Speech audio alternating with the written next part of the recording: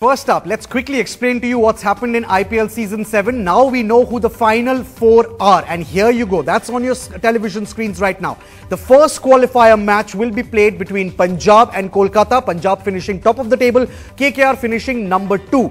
Meanwhile, the eliminator will now be played between Chennai and incredibly Mumbai, not Rajasthan. It's Mumbai who's made it to the final four. Remember, the winner of the eliminator will then play the loser of the first qualifier, and then the first qualifier winner goes straight through to the finals. The winner of the second qualifier plays the winner of the first qualifier in the final, the big final, which will decide who wins IPL Season 7. But those are your four teams right now: Punjab, KKR, Chennai and Mumbai. The last four teams standing after the league stages. All right, let's bring in our three good men into this discussion. And first up, I have some breaking news for you. Dean Jones is the new Prime Minister of India. That is because he had said that there are more chances of him being the Prime Minister than Mumbai qualifying for the playoffs. Dino, how does it feel? Well, swearing in ceremony on the 26th, I'm getting sworn in tomorrow, I believe, or the next day. It'll be a wonderful time for India as me as their new Prime Minister. I just can't believe, 6 matches ago that they had any chance whatsoever, and it came down to the very last ball. I don't know about you boys, Ajit and Venki, but that is probably the greatest T20 match I've ever seen in my life. That was just bewildering. Absolutely. Let's bring in Ajit, Agarkar and Venkatesh, Prasad, and after the show I'll talk to you about which portfolio I want. But let's bring in Ajit and Venki. Ajit, to you first. An incredible match first up yesterday when KKR won and Yusuf Pathan's fantastic knock. Did you really believe that you would get to see pretty much a carbon copy of that today? Well, I started worrying after yesterday's game that anything can happen in a T20, and literally so. I mean, yesterday was quite incredible what happened, and today even more so. I mean, to get 190 in 14 overs is just ridiculous. I mean, it's probably a good thing that I've retired. I don't think too many guys want to be a bowler anymore, but just incredible hitting, just incredible hitting. I mean, on the way Mumbai approached this game, they more than deserve to be in that playoff, because Rajasthan, clearly caved under pressure. And but still, you keep thinking about it, but you almost don't think it can happen. Well, Venki, we now, of course, have the benefit of hindsight, so it's easier for us to dissect what exactly happened and where Rajasthan went wrong. But how would you rate on a scale of 1 to 10 Shane Watson's captaincy today? Because the pace bowlers were getting hit, and one of the spinners who's worked for him in the past, someone like Ankit Sharma, wasn't given a single over.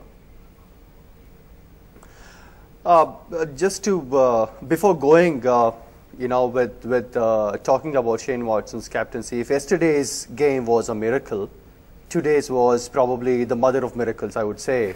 I mean, nobody could believe that Mumbai Indians could do something like that. And if you see the last 2 days, I think the teams have raised the bar.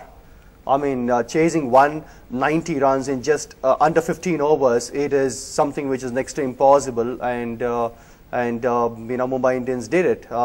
Having said that, I think some fantastic hitting. If you look at the strike rate of all the batsmen, it's over 150 strike rate from the Mumbai Indians. So they knew the target, yes, but then it's not easy to go at 15 runs and over, isn't it? So in that way, full credit to the Mumbai Indians team, Mumbai Indians batting.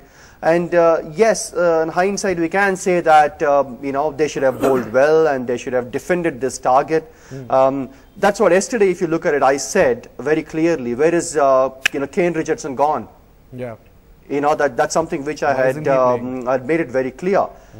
Absolutely. Why isn't he playing? That's exactly what I said last evening show, and they missed him very badly. They needed a bowler. They needed not just one bowler, probably a couple of bowlers to bowl, say, about 3-4 good overs in those 14 overs. Isn't it? I mean, every single over was hit for, say, about 15-20 runs. Yep. I think incredible batting. I won't say much about captaincy. It's just the bowlers need to be taking more responsibility, and they should be defending 190 in at least in 15 overs. Even if they had lost after 15 overs, it's fine. That 14.3 overs, they should have definitely defended. He makes some valid points there, Venki, really do. And I think that a cricketer's major problem or enemy is themselves. They get in the way of themselves. There was a wonderful chase when South Africa chased down Australia's scores in an ODI 430. They would never thought of doing it. Now they've done it. But now we see today a team chase down 180, 190 in just 15 overs. It's ridiculous. So why do we limit our thinking and say we can chase down anything? Is it now the cornerstone of T20 cricket where teams are going to go harder now? Are scores of 250, 280 thinkable? Are they plausible? They're the things that we as coaches and as cricketers to say, just throw your limitations out the door. You know, if we restrict our thinking, we've got nowhere to go. You know, absolutely. And that's where this is why this is a big game, the cornerstone of the future of T20 cricket. That's how big it is for me.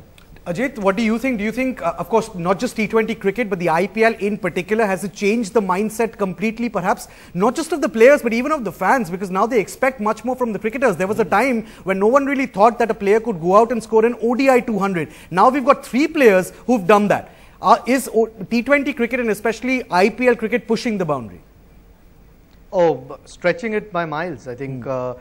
As Dino said, you know, who thought 430 was firstly gettable? Yeah. What team could get 430 and then another could chase it? So the boundaries, I mean, stretch, and incredibly so in IPL. I mean, no matter what you say, 190 in 14 overs is just, it's ridiculous. I mean, honestly, I'm speechless because no matter how much you think, yeah, it's been done yesterday by one guy, it can be done today, you still think, I mean, if Rajasthan bowl reasonably well, it's going to be very, very difficult. So a lot of credit to Mumbai, but you can clearly see. And, you know, you never know. Maybe batting sides will approach a game like Mumbai did today. It's high risk, but on good wickets such as the ones that are around in IPL, it could actually work and put bowling under immense pressure. And who knows, 230, 240 might, 240, 250 even could become a norm going forward. So, yeah, they definitely stretched the boundaries today incredibly.